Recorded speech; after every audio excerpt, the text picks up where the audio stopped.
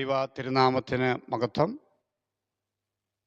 Emmanuel mission T വിയിലൂടെ ദൈവവചനം ശ്രദ്ധിക്കുന്ന ഏവർക്കും യേശുക്രിസ്തുവിൻ്റെ ധന്യ തിരുനാമത്തിൽ ഞങ്ങളുടെ സ്നേഹവന്ദനം അറിയിക്കുന്നു. ഇന്നത്തെ ചിന്തയ്ക്കായി ബൈബിളിൽ പഴയ നിയമ പുസ്തകങ്ങളിൽ ചെറിയ പ്രവാചകന്മാർ എന്ന തലക്കെട്ടിൽ വിളിക്കപ്പെടുന്ന പ്രവാചകന്മാരിൽ യോന ദീർഘദർശിയുടെ പുസ്തകം അതിൻ്റെ 3-ാം അധ്യായം 6-ാം വാക്യം വായിച്ച് ഒന്നിച്ച് ധ്യാനിക്കാൻ ഞാൻ ദൈവകൃപയിൽ ആശ്രയിക്കുന്നു. ആ വാക്യം ഇങ്ങനെയാണ്: യോനയെ അവൻ്റെ സങ്കടങ്ങളിൽ നിന്ന് വിടുവിപ്പാൻ തക്കവണ്ണം അവൻ്റെ തലയ്ക്ക് തണൽ ആയിരിക്കേണ്ടതിന് യഹോവയായ ദൈവം ഒരു ആവണക്ക് കൽപ്പിച്ച് ഉണ്ടാക്കി. അത് യോനയുടെ ജീവിതത്തിൽ ദൈവത്തിന് വേണ്ടി നിന്നു, ദൈവത്തോട് ചേർന്ന് നടന്നു. ചില സമയങ്ങളിൽ ചില അനുസരണക്കേടുകളൊക്കെ ആ പ്രവാചകന്റെ ജീവിതത്തിൽ ഉണ്ടായെങ്കിലും പിന്നത്തതിൽ ആ കാര്യങ്ങളെ ക്രമീകരിച്ച് ദൈവേഷ്ടപ്രകാരം ദൈവം പറഞ്ഞ സ്ഥലത്തു പോയി ദൈവിക ആലോചന അറിയിച്ച ആ ദൈവഭൃത്യന്റെ ജീവിതത്തിൽ ഒരു സങ്കടം വന്നപ്പോൾ ദൈവം അവൻ്റെ ജീവിതത്തിൽ ഇടപെടുന്ന മനോഹരമായ ഒരു വർണ്ണനയാണ് നമ്മൾ വായിച്ചു കേൾപ്പാനിടയായത്. അത് യോനയെ അവൻ്റെ സങ്കടങ്ങളിൽ നിന്ന് വിടുവിപ്പാൻ തക്കവണ്ണം അവൻ്റെ തലയ്ക്ക് തണൽ ആയിരിക്കേണ്ടതിന് യഹോവയായ ദൈവം ഒരു ആവണക്ക് കൽപ്പിച്ച് ഉണ്ടാക്കി. അതെ, എൻ്റെ പ്രിയ ദൈവമക്കളെ, എന്നെ ശ്രവിക്കുന്ന പ്രിയമുള്ളവരെ, നിങ്ങളുടെ സങ്കടങ്ങൾക്ക് അറുതി വരത്തക്കവണ്ണം നിങ്ങളുടെ തലയ്ക്ക് മുകളിൽ ഒരാവണക്കിനെ കൽപ്പിച്ചുണ്ടാക്കുവാൻ സ്വർഗത്തിൽ നിന്ന് കൽപ്പന പുറപ്പെടുപ്പിക്കുന്ന ഒരു ദൈവം ഇന്നും ജീവിക്കുന്നു എന്ന സന്ദേശമാണ് ഈ സമയത്ത് എനിക്ക് നിങ്ങളുമായി പങ്കുവയ്ക്കുവാനുള്ളത്. ദൈവത്തിൻ്റെ വലിയ ഒരു പദ്ധതി എന്ന് പറയുന്നത് മനുഷ്യനെ അവൻ്റെ സങ്കടങ്ങളിൽ നിന്ന് വിടുവിക്കുക എന്നതാണ്. നമ്മുടെ എല്ലാവരുടെയും ജീവിതത്തിൽ ചില സങ്കടങ്ങൾ, ചില പ്രയാസങ്ങൾ, ചില ആകുലതകൾ കടന്നു വന്ന് നമ്മെ നശിപ്പിച്ചു കളയും, നമ്മെ തകർത്ത് കളയും, നാം ഇല്ലായ്മയായി പോകുമെന്ന് നമുക്ക് തന്നെ തോന്നുന്ന സന്ദർഭങ്ങൾ നമ്മുടെ ജീവിതത്തിൽ വെളിപ്പെട്ട് വന്നേക്കാം. അത് തലമുറയോടുള്ള ബന്ധത്തിലായിക്കോട്ടെ, നമ്മുടെ കുടുംബത്തോടുള്ള ബന്ധത്തിലായിക്കോട്ടെ, ചിലപ്പോൾ നമ്മുടെ ചുറ്റുപാടുകളിൽ നിന്നായിക്കോട്ടെ, ചിലപ്പോൾ നമ്മുടെ സഭയിൽ നിന്ന് തന്നെ ആയിക്കോട്ടെ. നമ്മെ തകർത്ത് കളയുമെന്ന്, അത് നമ്മെ നശിപ്പിച്ച് കളയുമെന്ന്, ഈ സങ്കടം എൻ്റെ തലയ്ക്ക് മുകളിൽ പൊങ്ങി ഇതെന്നെ നശിപ്പിക്കുമെന്ന് നമുക്ക് തോന്നുന്ന ഒരു തോന്നലിലേക്ക് നമ്മളെ വന്ന് നമ്മുടെ മനസ്സിനെ ചഞ്ചലപ്പെടുത്തി നാം തകർന്നു പോകുമെന്ന് ചിന്തിക്കുന്ന നിമിഷങ്ങൾ നമ്മുടെ എല്ലാവരുടെയും ജീവിതത്തിൽ വന്നേക്കാം. പക്ഷേ ദൈവം പറയുന്നത്, ഞാൻ നിനക്ക് വേണ്ടി ഒരു കൽപ്പന പുറപ്പെടുവിക്കുന്നു. ആ കൽപ്പന ഇതാണ്: നിന്റെ സങ്കടങ്ങളെ വിടുവിക്കുന്ന ഒരാവണക്ക് നിനക്ക് വേണ്ടി മുളച്ചു വരട്ടെ. അതെ, നമ്മുടെ സങ്കടങ്ങളെ മാറ്റുവാൻ നമുക്ക് വേണ്ടി പ്രവർത്തിക്കുന്ന ഒരു ദൈവപ്രവൃത്തിയുണ്ട്. ഈ ദൈവപ്രവൃത്തിയുടെ പ്രതി എന്നറിയാമോ? നമ്മൾ മനുഷ്യൻ്റെ കൈകൊണ്ട് പ്രവർത്തിക്കുന്ന പ്രവൃത്തിയല്ല ഇത് ദൈവത്തിൻ്റെ പ്രവൃത്തിയായതുകൊണ്ട് ഒരു അസാധാരണ ദൈവത്തിൻ്റെ പ്രവൃത്തി, അതൊരു അസാധാരണത്വമാണ്. സാധാരണ ഒരു പ്രവൃത്തിയല്ല. ഞാൻ ഉദാഹരണം നിങ്ങളോട് പറയാം. എൻ്റെ വീട്ടിലൊരു ദിവസം കറണ്ട് പോയി. വൈദ്യുതി ഇല്ലെങ്കിൽ നമുക്കറിയാം നമ്മുടെ കുടുംബത്തിൽ എന്തെല്ലാം സംഭവങ്ങൾ ഉണ്ടാകും. അതുപോലെ തന്നെ പ്രഭാതത്തിൽ എഴുന്നേറ്റപ്പോൾ കറണ്ടില്ല. പൈപ്പ് തുറന്നു നോക്കിയപ്പോൾ പൈപ്പിൽ വെള്ളമില്ല. മോട്ടർ അടിക്കാൻ കറണ്ടില്ല. കുഞ്ഞുങ്ങളെ സ്കൂളിൽ അയക്കണം, രാവിലെയുള്ള പ്രഭാത കാര്യങ്ങൾ ചെയ്യണം. എന്തു ചെയ്യും?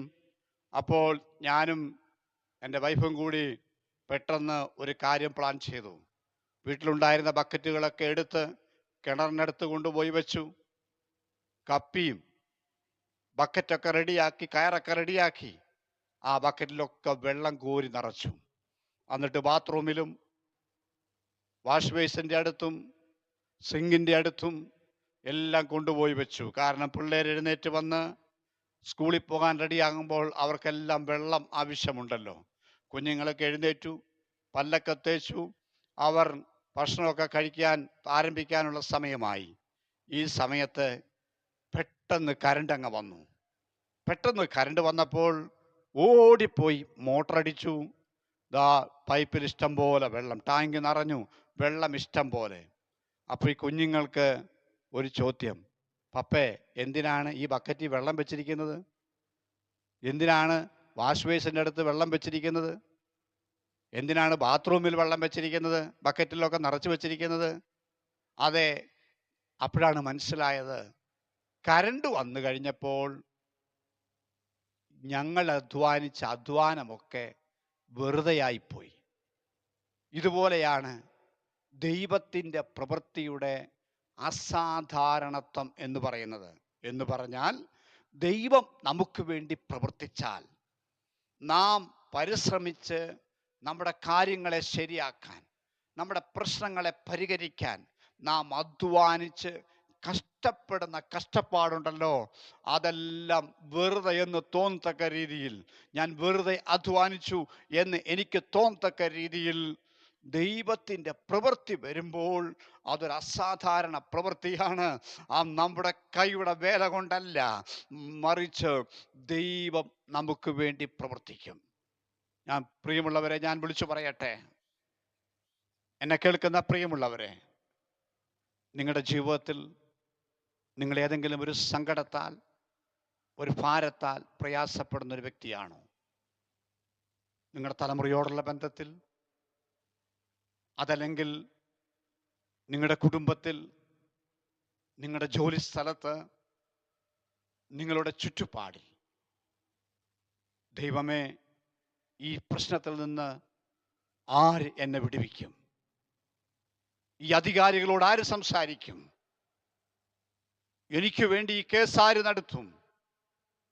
എനിക്ക് വേണ്ടി ആര് പ്രവർത്തിക്കും? എൻ്റെ കുഞ്ഞുങ്ങളെ ആര് നേരെയാക്കും?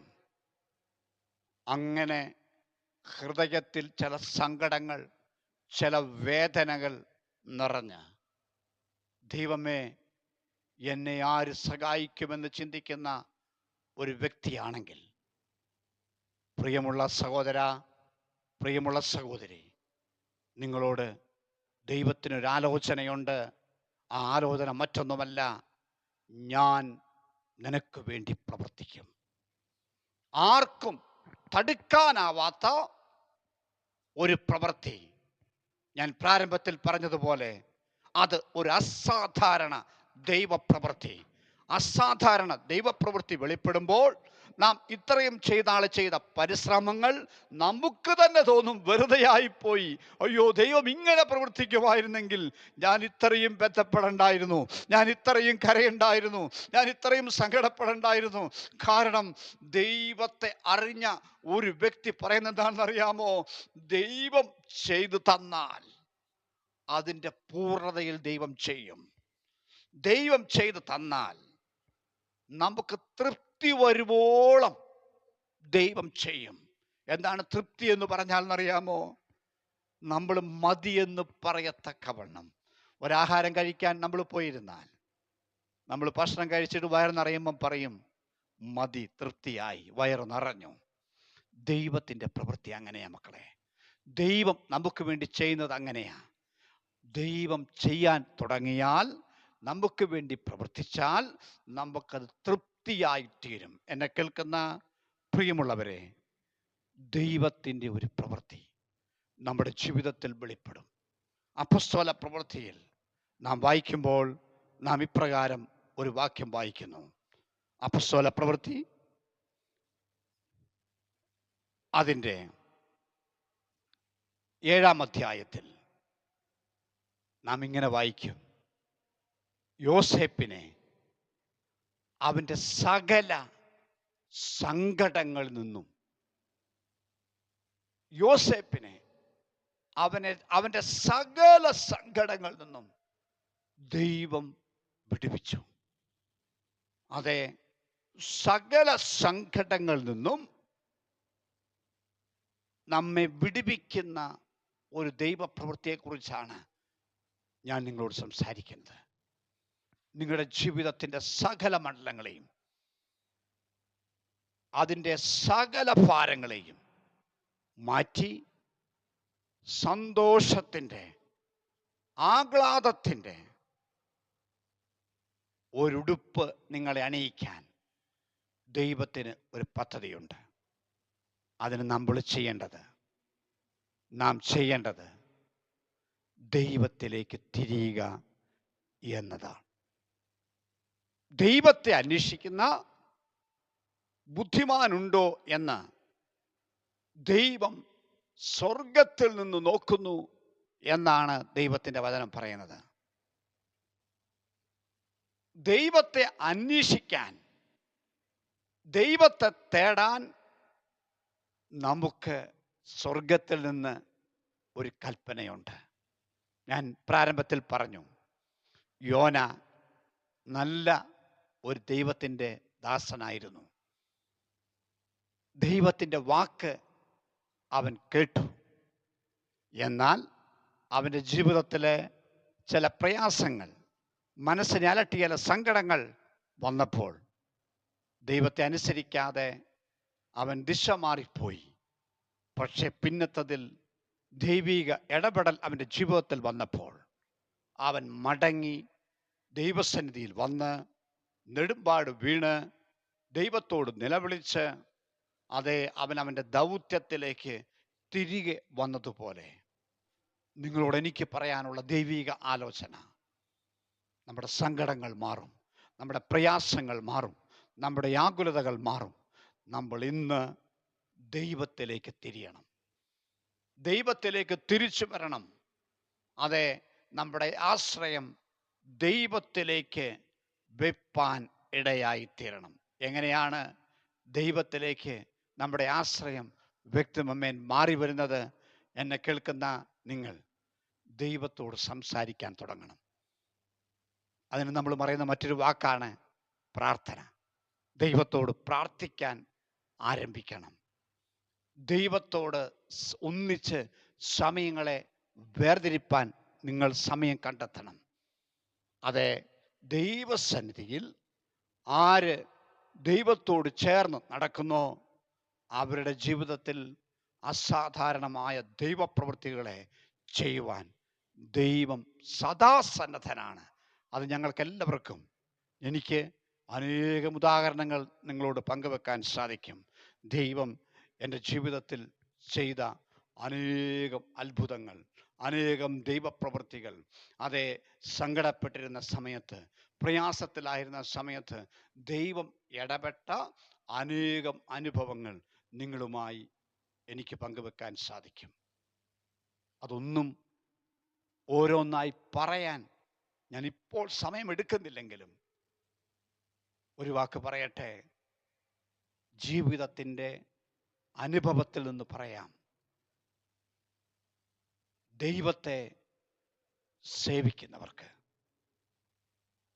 അവനെ സ്നേഹിക്കുന്നവർക്ക്, അതേ, സകലതും നന്മയ്ക്കായി മാറ്റുന്ന ഒരു ദൈവപ്രവൃത്തി നമ്മുടെ ജീവിതത്തിലും വെളിപ്പെടും. അതേ, യോസേപ്പിൻ്റെ ജീവിതത്തിൽ അപ്പോസ്തല പ്രവൃത്തികളിൽ നിന്ന് ഞാനിങ്ങനെ വായിച്ച് നിങ്ങളെ കൽപ്പിക്കാനിടയായി. യോസേപ്പിനെ അവൻ്റെ സകല സങ്കടങ്ങളിൽ നിന്നും ദൈവം വിടുവിച്ചു. അറിയാവുന്ന കാര്യങ്ങളാണ്. പൊട്ടക്കിണറ്റിൽ അവൻ കിടന്നു, കാരാഗൃഹത്തിൽ കിടന്നു. അവൻ ചെയ്യാത്ത കാര്യങ്ങൾ അവൻ്റെ പേരിൽ ആരോപിക്കപ്പെട്ടു. വളരെ പ്രയാസം, മനസ്സിനെ അലട്ടുന്ന സങ്കടങ്ങൾ അവൻ്റെ ജീവിതത്തിൽ കടന്നു വന്നു. എന്നാൽ അവൻ ശാന്തമായി ദൈവസന്നിധിയിൽ ഒരു ദൈവപ്രവൃത്തിക്ക് വേണ്ടി വെയിറ്റ് ചെയ്തു, കാത്തിരുന്നു. ദൈവം അവന് വേണ്ടി പ്രവർത്തിച്ചു. ഒന്നാമത്തെ കാര്യം ഞാൻ പറഞ്ഞു, നിങ്ങൾ ദൈവത്തെ അന്വേഷിക്കുക. രണ്ടാമത്തത്, ഒരു ദൈവപ്രവൃത്തിക്ക് വേണ്ടി ശാന്തമായി ദൈവസന്നിധിയിൽ കാത്തിരിക്കാമോ? നമുക്ക് വേണ്ടി ദൈവം നിശ്ചയമായും പ്രവർത്തിക്കും. കാരണം തന്നെ അന്വേഷിക്കുന്ന ബുദ്ധിമാനുണ്ടോ എന്ന് ദൈവം സ്വർഗത്തിൽ നിന്ന് നിരന്തരം നോക്കിക്കൊണ്ടിരിക്കുകയാണ്. ദൈവം എന്തിനാണ് നോക്കുന്നത്? ദൈവം തന്നെ അന്വേഷിക്കുന്നവരെ കണ്ട് സന്തോഷിക്കാനല്ല നോക്കിക്കൊണ്ടിരിക്കുന്നത്, മറിച്ച് അവർക്ക് വേണ്ടി പ്രവർത്തിക്കാൻ, അവർക്ക് വേണ്ടി ചിലത് ചെയ്യാൻ, അവരുടെ ജീവിതത്തിൽ ഇടപെടുവാൻ. അതേ, ദൈവത്തിന് അതിതീഷ്ണതയുണ്ട്. നമ്മുടെ ദൈവം കർത്താവായ യേശുക്രിസ്തു താൻ വളരെ തീഷ്ണതയോടെ തൻ്റെ ഭക്തർക്ക് വേണ്ടി ഇടപെടുവാൻ ആഗ്രഹിക്കുന്നു. അവരുടെ ജീവിതത്തിൽ ഇടപെടാൻ ആഗ്രഹിക്കുന്നു. അവരുടെ ജീവിത മണ്ഡലങ്ങളിൽ ഇടപെടാൻ ആഗ്രഹിക്കുന്നു. അവരുടെ സമസ്ത മണ്ഡലങ്ങളെയും അനുഗ്രഹിക്കാൻ ഈ കർത്താവായ യേശുക്രിസ്തു ആഗ്രഹിക്കുന്നു. അതുകൊണ്ട് ഒരു അനുഗ്രഹം, ഒരു നന്മ, ഒരു ദൈവിക ഇടപെടൽ നിങ്ങളുടെ ജീവിതത്തിൽ നിങ്ങൾ പ്രതീക്ഷിക്കണം. ദൈവം നിങ്ങളുടെ ജീവിതത്തിൽ നിശ്ചയമായും ഒരു പ്രവൃത്തി അയക്കും. നമ്മുടെ മനസ്സിൻ്റെ മണ്ഡലത്തിൽ, വിശ്വാസത്തിൻ്റെ മണ്ഡലത്തിൽ പോസിറ്റീവായ ഒരു ചിന്ത ഞാൻ നിങ്ങളുമായി പങ്കുവെക്കുകയാണ്, നിങ്ങളുമായി ഷെയർ ചെയ്യുകയാണ്. ദൈവം നിങ്ങൾക്ക് വേണ്ടി പ്രവർത്തിക്കാൻ പോവുകയാണ്. നിങ്ങളുടെ സങ്കടങ്ങളെ നീക്കാൻ പോവുകയാണ്. നിങ്ങളുടെ ജീവിതത്തിന് മാറ്റം വരുത്താൻ പോവുകയാണ്. നിങ്ങളുടെ സകല മണ്ഡലങ്ങളെയും സ്വർഗത്തിൽ ദൈവം ഇന്ന് ഒരു പ്രവൃത്തിയുടെ മണ്ഡലത്തിലേക്ക്, ഒരു മാറ്റത്തിൻ്റെ മണ്ഡലത്തിലേക്ക് വേർതിരിക്കാൻ പോവുകയാണ്. എന്നെ കേൾക്കുന്ന പ്രിയമുള്ളവർ, ദയവായി ദൈവത്തിന് ഹൃദയം സമർപ്പിച്ചാട്ടെ, ദൈവത്തിന് ഹൃദയം കൊടുത്താട്ടെ. എന്നിട്ട് ഇങ്ങനെ പ്രാർത്ഥിക്കണം: ദൈവമേ, എൻ്റെ ജീവിതത്തിൽ അങ്ങ് പ്രവർത്തിക്കുമെന്ന് ഞാൻ വിശ്വസിക്കുന്നു. നിശ്ചയമായും ഒരു ദൈവ പ്രവൃത്തി ഞാൻ കാണും.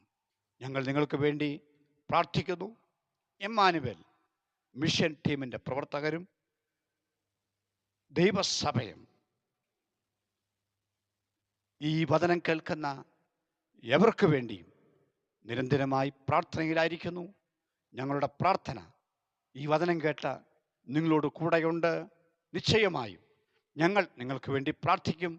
നിങ്ങൾ അനുഗ്രഹിക്കപ്പെടും. ദൈവം സന്തോഷിക്കും. ദൈവം നിങ്ങളെ സഹായിക്കും.